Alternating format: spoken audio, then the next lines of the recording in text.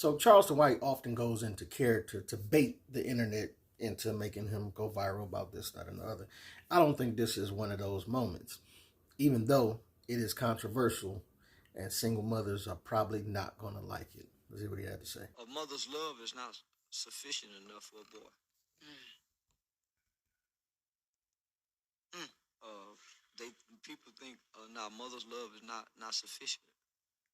He have to have some type of male love, and it has to be consistent to even balance out the consistency of a mother's love.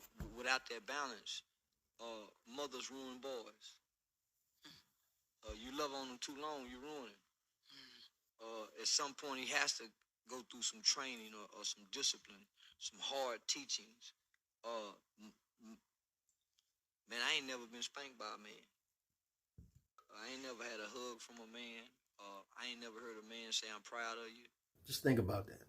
Like, as great as a mother's love could be, it's something about never have been able to hear your father say, "I love you, son," or "I'm proud of you, son." You know what I'm saying? It was all mama. Even though our uncles was around, they street guys. They teaching you the book. And they young. So now I ain't never seen a man come out my mother's bedroom, but she had a boyfriend. Yeah.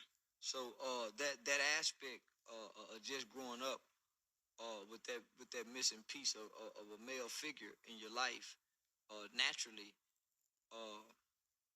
you seek out to fill that void away from your mother's home. The things that your mother tell you to do don't make sense amongst boys.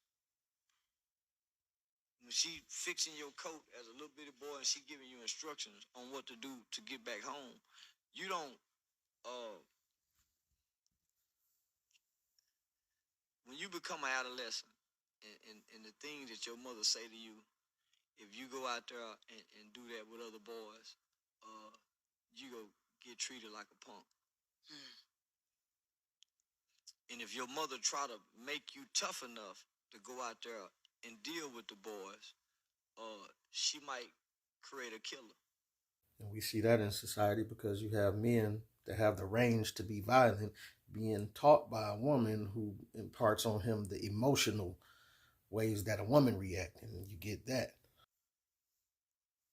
So you can only show him how to be a good woman. Man, we had a homeboy.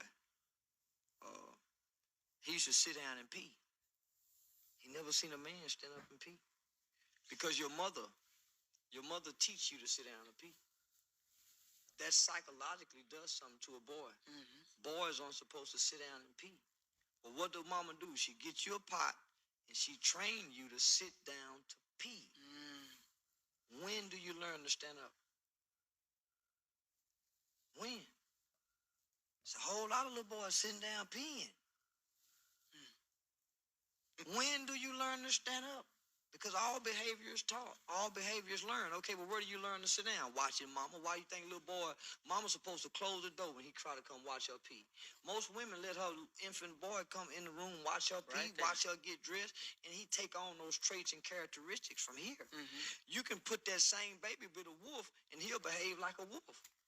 You see, he mentions how sons are watching their mother's dress. You think this could possibly have something to do with all the trends that are so popular today? Men painting their nails and wearing dresses and this, that, and another. And this is like somehow becoming the norm. And he explains that if you put that same baby with a wolf, he'll behave like a wolf, which is why society doesn't want the babies to be with the men. It's always, they want them to be with the women, right? But if he spends a little time with his father and his father teaches him his ways, they call it toxic masculinity. So you figure by the time this kid get 9, 10 years old, he never sees a man stand up and pee. What do we learn? Prison is the tool God used to strengthen and make all of us better men. Our mothers can't do it. She tried. That's why we all have to go to prison. That's why most of us who leave our single mother home have to go to prison and go meet some kind of man in prison. Say, now look out, little homie. Let me show you how to throw your right hand. Now look out. Let me show you how to block that punch. He didn't know that before he got to prison. I agree and disagree with this. Men without fathers do search for father figures through the form of gangs and and it's being in the streets, and that leads to jail and this, that. But does it make them become better men? Uh, some of them. Some of them, it helps them change their life, but we also know a good amount of them that just makes them career criminals, because prison doesn't seem to be a place of healing, but it is a place of discipline and rules, which is what a father could have given that child. So, unfortunately, like he says, the child finds it in jail. All the things that our mother tell us to do does not help us to be better men.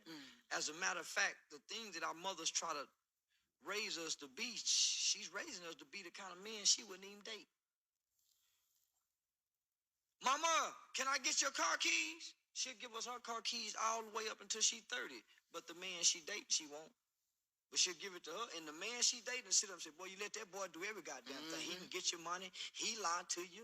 I lied to you, guys. I'm fucking you. Is he fucking? Motherfuckers start thinking of a woman and her son fucking because she make him her man. And he be a weak. When he leave his mama, he be weak in another woman's house trying to play man. That's why he run back to mama. That's why mama in his business and know what's going on between him and his girlfriend. And this is the son-husband syndrome. Like, so many women holler they don't need a man because they are so busy manipulating their sons into being that husband or man or whatever, psychologically. That's why she want to know. She raising him to be this weak man that she wouldn't even date her mother. The black man that our mothers are telling us to be don't even exist in her bed. Our mothers are telling us to be the kind of man she can't even attract into the house. So how can she guide me to be a man when she don't even have a man? She don't even know a man. Her daddy was fucked. Her brother was fucked. My daddy was fucked up. She had a baby by my sister. How can she tell me what kind of man to be? She ain't, mama, you ain't got a man. Or if the man you got, look what kind of man you got. Mama, how you gonna shape us boys to be this kind of man that don't even exist but nowhere in your head? Now listen, he just telling the truth. Most of these type of men that y'all are creating your sons to be are not, you don't want to date these men. The men that got to lay up on your couch and drink all your kids' snacks and borrow your car, bring it back with no gas in it, right? Lay up in the house, ain't got no job, playing games all day. Or even just men that may have a job but may not have no discipline or direction, These aren't the men that you want.